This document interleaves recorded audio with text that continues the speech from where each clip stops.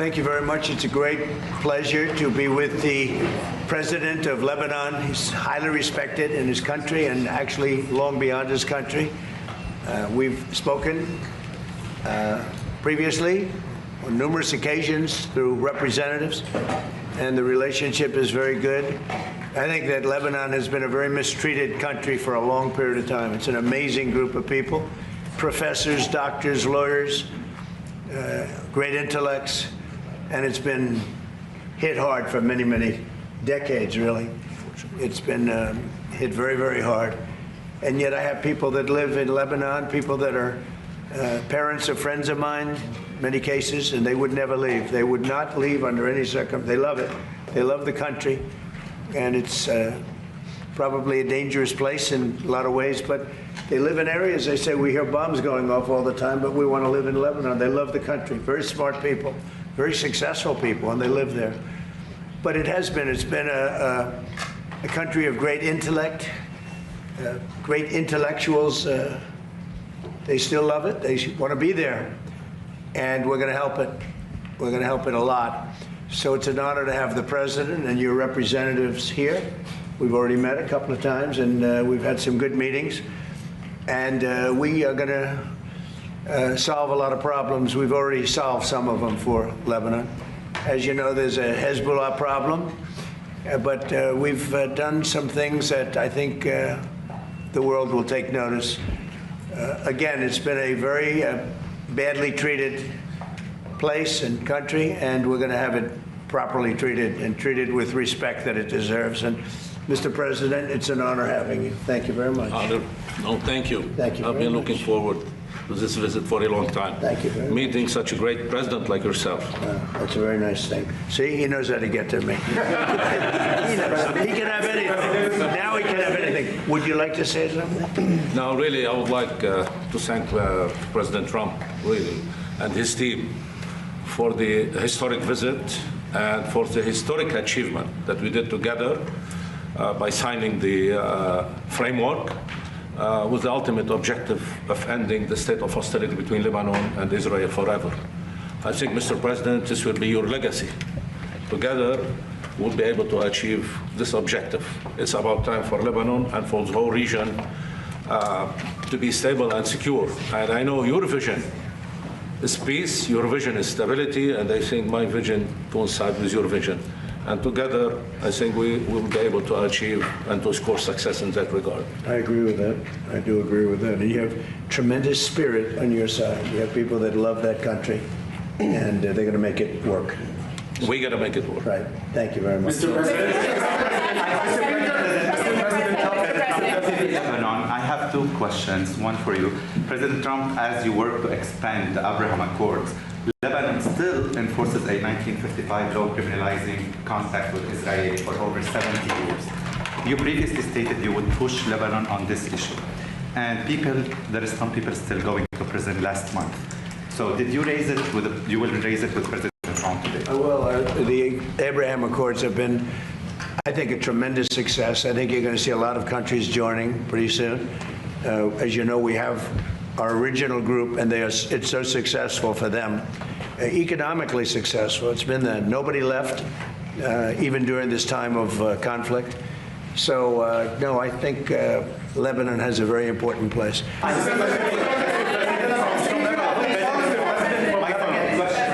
What is your level of concern of a blockade of the Red Sea by the Houthi rebels, opening up another front in the war? We'll see what happens. So far, it hasn't happened. It might happen.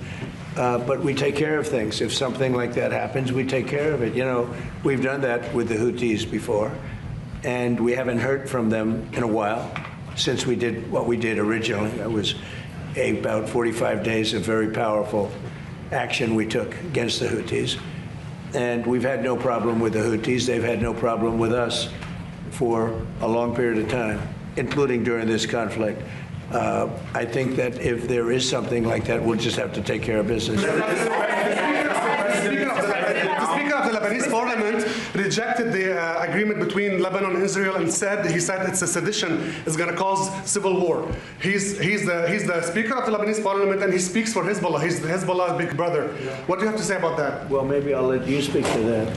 Actually, the framework doesn't require the endorsement of the parliament.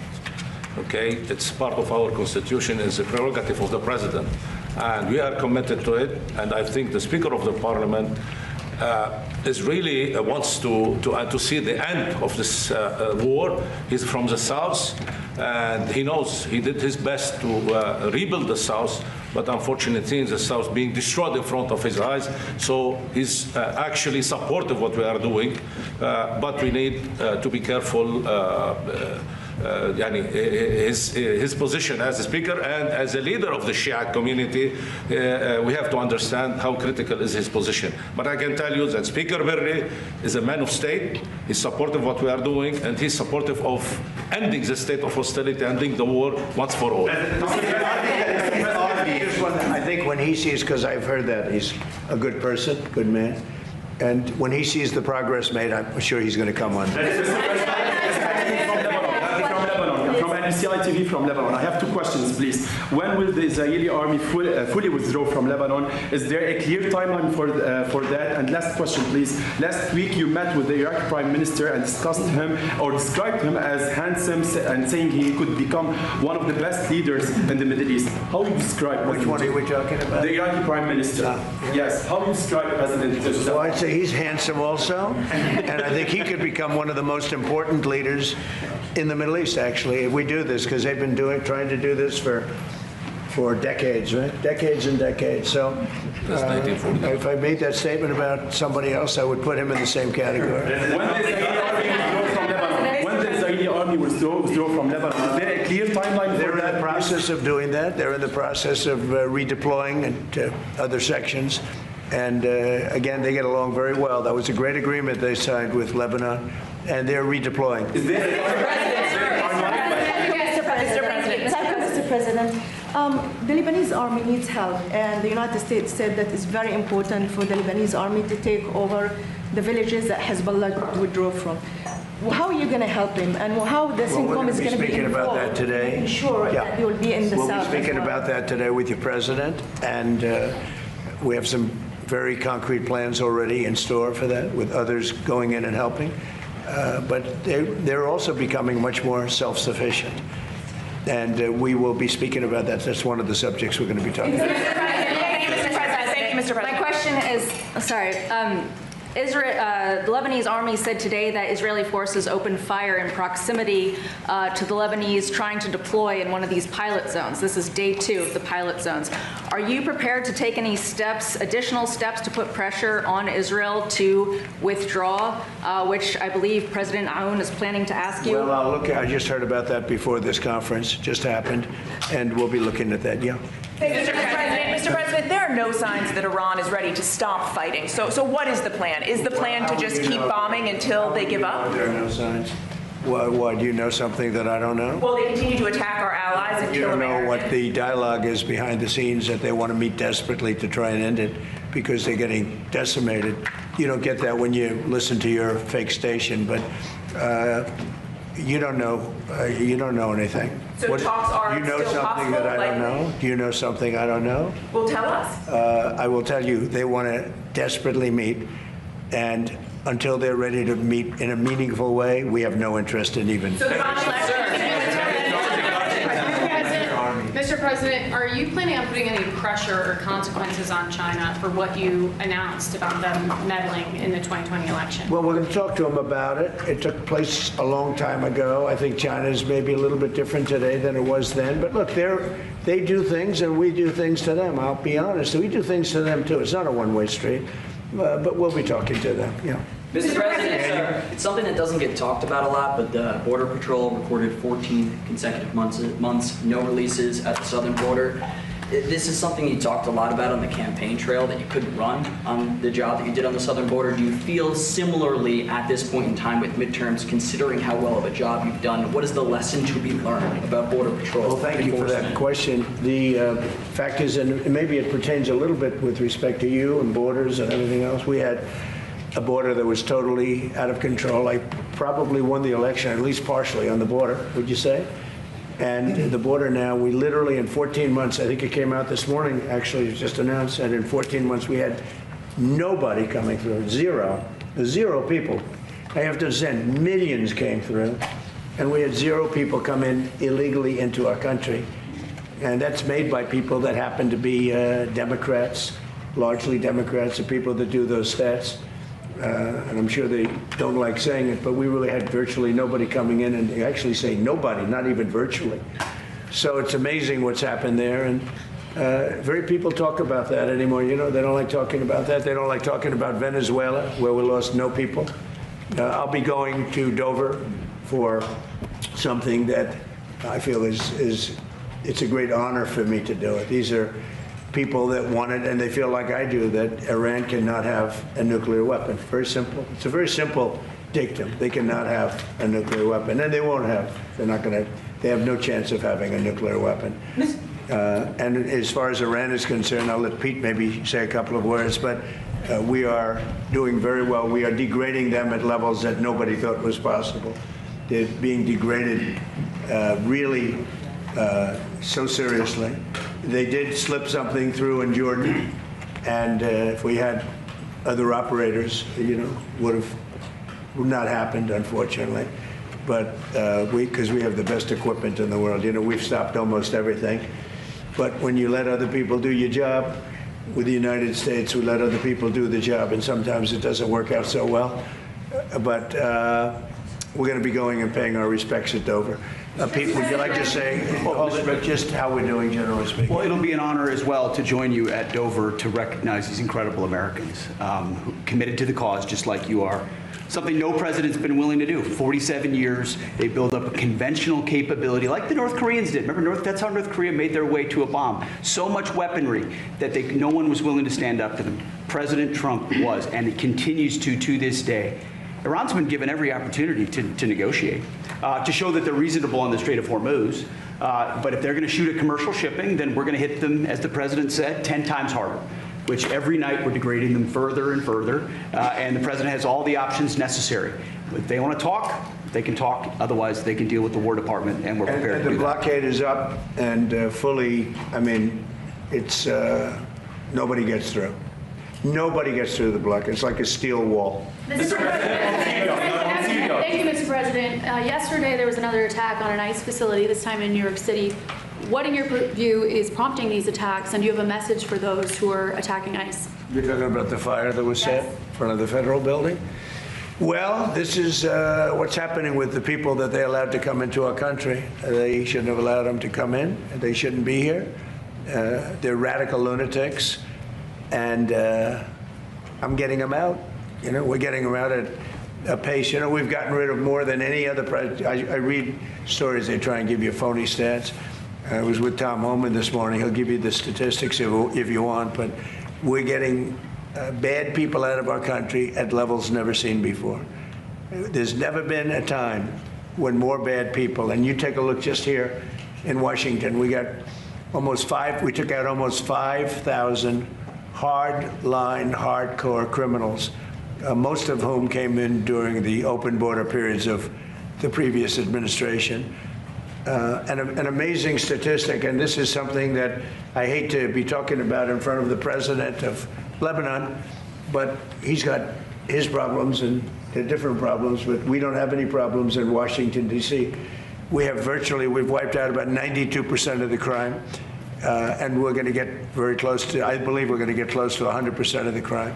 And if you take a look at this city and compare this to what it was 15, 16 months ago, this was a dangerous city. I don't know how, I better not compare it to Lebanon because I don't exactly have your stats, but it might have been Lebanon was safer. This was a dangerous city under the previous administration, Biden, and now it's a very safe city. There was an article that came out 2 days ago that Washington, D.C. has made the greatest progress of any city in the nation. Now, Memphis also, and New Orleans also. And if they would ask us for help in Chicago, we would turn that around so fast. If they'd ask us for help in New York, we would turn that around so fast. Los Angeles, we would turn that around so fast. But the stat that's so amazing is that 2% of the people create 91% of the crime. Think of that. It's a great stat. Because if it was 70% of the people, that's a problem. If it was 20%, 2% of the people create 91% of the crime. Think of that. 2% of the people, you can handle that easily. So Washington, D.C. is now one of the hottest cities in the country. We have the hottest country in the world. But Washington is now hot. And I do have to say one other thing. We just had the World Cup, as you know very well. And it was the most successful World Cup ever. We didn't even have a protest. We had no crime. With all those events, was like having many, many Super Bowls. Each one was like a Super Bowl. And with all of that, we didn't have crime. We didn't have bedlam. Everybody left here with a different opinion than what they read in the fake news. They love this country. I saw Scotland. I saw Norway. I saw all these countries. I mean, the level of love that nobody wanted to leave. And I just want to congratulate everybody, the job that we did, and all of us, everybody in this room, because everybody in this room was involved. The Vice President was very much involved. It was amazing. I was with Johnny the other day. The job he did is great, but he said he never thought in a million years it could be so free of any difficulty. Think of it. We didn't even have a protest. Not only no crime. Now, there's a reason for all this, but part of it was that people just wanted to pull together. This country, for like a 4-week period, just pulled together. Really amazing. And I didn't want to say it before the final. I didn't want to say how well it was doing. I wanted to get the final up with, because you never know. It only takes a bad moment. But we just had the most successful World Cup in history. Did 5 times the business of any World Cup in history. And I can't wait to get him back, but I think we won't be able to get him for the next time. Do you feel safe here, especially with this upcoming? Do you feel safe, especially considering the attempts on your life? I feel safe. Why wouldn't I feel safe?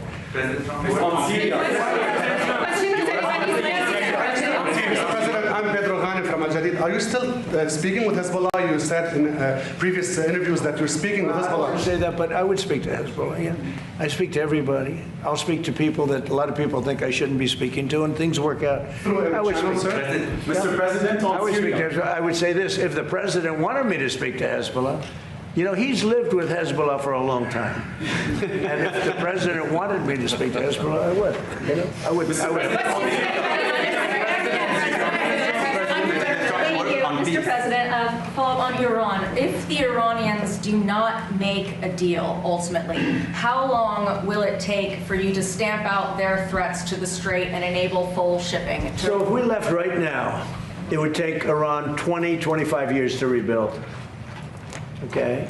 And we're not finished at all. But if we left right now, it would take them a long time, years to rebuild. But we're not leaving right now. So we've had a big impact on Iran. If we didn't do what I did with regard to 2 things, the Iran nuclear deal done by Barack Hussein Obama, I terminated that. If I didn't terminate it, you wouldn't have Israel right now, because they would have had a nuclear weapon years ago. And if we didn't do the B-2 bombers knocking out the nuclear sites a year ago, one of the first things we did early in the administration, they would have a nuclear weapon, and you wouldn't have Israel, and in my opinion, you wouldn't have various other countries in the Middle East. They'd all be gone. They would have been terminated, extinguished. But I believe that by doing what we did, by terminating Iran, who's very evil people leading that country. You saw the number of protesters that they killed, 52,000 plus. I put a couple of them up today, young kids that kill them. They kill them like they're candy. It's crazy what they do. They treat them so badly. They're just killing people just at random. Over 52,000 people, and nobody talks about it. But if I didn't do the attack on their nuclear sites, or if I didn't terminate the Obama agreement with Iran, which was an absolute hit on having them that was a road to a nuclear weapon. And our deal will be a wall. It already is. They can't have a nuclear weapon right now. It would take them years to produce it. And we will absolutely attack the new site that they're talking about. I mean, how about these people? They're in this because of nuclear weapons, and they're trying to possibly reconstitute a site. We'll hit that site. Any site where they're even thinking about nuclear, we'll be hitting it very, very powerfully. Now, nobody knows, except the Iranians, the damage that we've done to them. We have done damage that will take them 20, 25 years to recover from. So if we left tomorrow, we had a big success. But we're not leaving tomorrow. Their ability to threaten the Strait, though, There's a bill right now that's being considered that would allow illegal aliens who are working in farming to get legal status. Do you support that legislation? I don't know about it. I'll take a look at it. On your tariffs last night, the Canada tariffs. One, are those a response to the wildfires in? No. That's separate. We're looking at that separately. And what, is there anything Canada It's only can do? response to the way they've treated our farmers and our people. Canada's been very, very tough on us over the years, for many years, and no other president's done anything about it. I love Canada. I love the people of Canada. Many friends that live in Canada, but their leadership, from Trudeau to the current leadership, I mean, in all fairness to them, they need us to survive. Without us, there's no way they can survive. So, but they've been very, very tough over a period of the last 50 years, actually. Is there anything Tony Murad at BCI TV from Lebanon. Do you still support Syria entering Lebanon to disarm Hezbollah? You mean coming in and doing something with Hezbollah? Yes. Well, it's a concept, We get along very well with the president of Syria. He's done a very good job.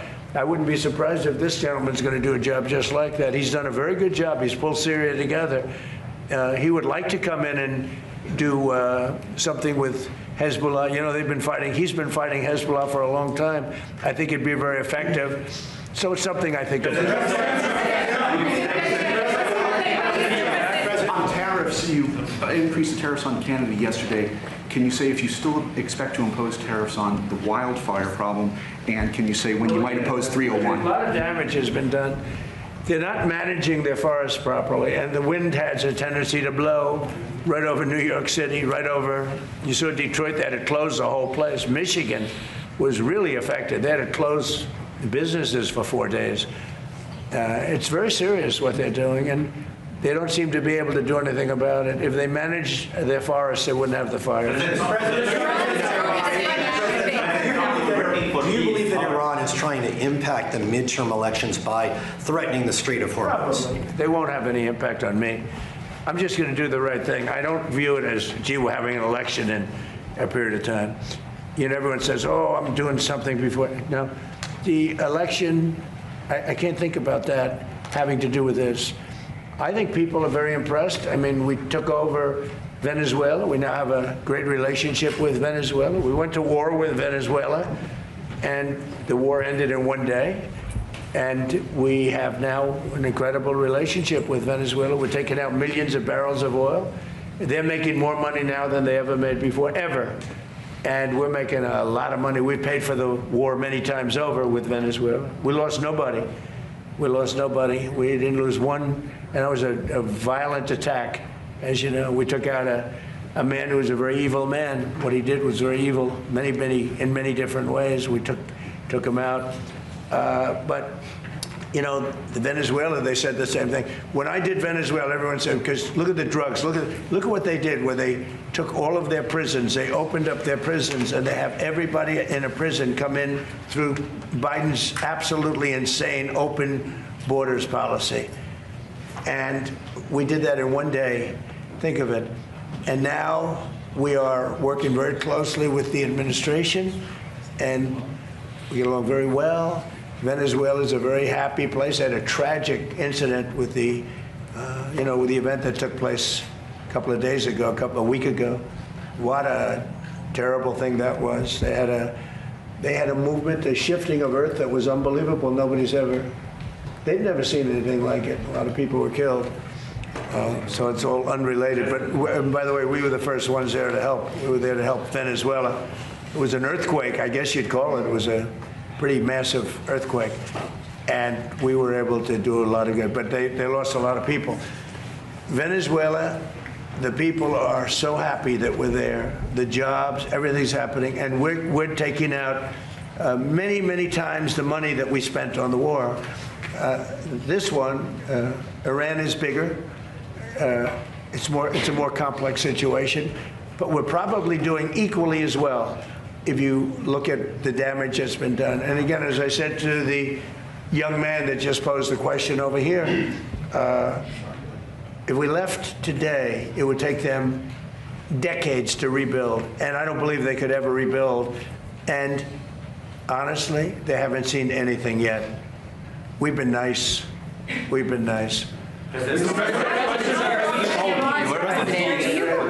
Haley Bull with Scripps News. Thank you for the question. Do you believe that Iran has moved nuclear centrifuges into Pickaxe Mountain? And when you say we're not done yet, what is left to finish? Well, I think that they may have. We don't have it on record. All we do is read the fake news. You know, we see the news is so wrong so many times. So, you know, maybe this one they have right, but it's okay. It doesn't mean anything unless they have the material. You're talking about the centrifuges. Yeah, it doesn't mean anything unless they have the material. They don't have. We follow the material. That's where the action is, and we'll be hitting that area probably pretty soon. And there's not a thing they can do about it. You know, normally I wouldn't say that. If I thought they could do something about it, I would never say that. But we'll be hitting that area pretty soon, and very heavily.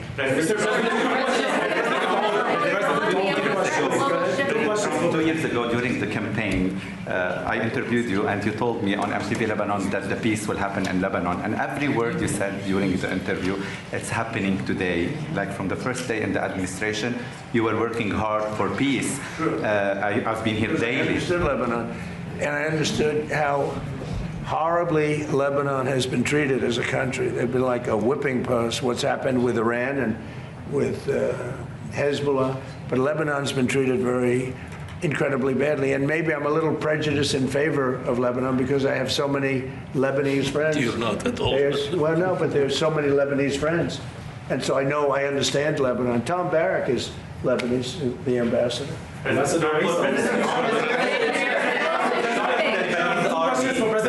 Lebanese army. President Trump, does the Lebanese army currently have the funding, equipment, and manpower necessary to implement the agreement? Or you are asking today President Trump for additional U.S. assistance today to do the job? Definitely, with the support of President Trump, and we spoke on the phone, and I told him I need two things from you: political support and supporting of the LAF, which is the LAF is the most trusted institution in the country, and it has the most powerful weapon, which is the trust of the public. And like any armed forces in the world, the Lebanese armed forces is the backbone of security and stability. We need to support the LAF. The LAF maintain the country safe and stable. Without the LAF, everything will collapse. We don't want that. I think President Trump doesn't want that. In 1975, the first institution to collapse was the LAF. And as a result, we saw the emergence of many local militias, and the south was empty, allowing the Palestinians to roam the south and launch attack against Israel. We don't want to see that back again. All we're asking is keep supporting the LAF, and they know that the LAF is doing a great job, performing its duty to the fullest. I fully trust the LAF. I fully trust the leadership of the LAF. And they did a great step forward with the recent signing with Israel. That was a big step. Are you going to allow direct flight from America to Lebanon again? I'm Pedro I from... can see that happening, absolutely. Question for President Tony. Tony Murad from NBC TV. So Ambassador Isa, the U.S. Ambassador to Lebanon, Michel Isa, told me that the President Tony will not leave Washington empty-handed. What concrete outcomes will you bring him back to Lebanon? You'll find out. Thank you all very much. We're doing very well with Iran. We're doing unbelievably with the economy. We have investment. As you know, Toyota is coming in with the biggest plant, I understand, anywhere in the world. They're leaving Mexico. They're coming into our country. It's going to come into Texas, to be specific. We have more plants under construction now than at any time, by far, by many times. We have over $19.2 trillion being spent in America. and they're going to be opening up in a year or a year and a half. And there has never been a time like this in America. Truly, it's the golden age of America. Thank you very much, everybody. Thank you, guys.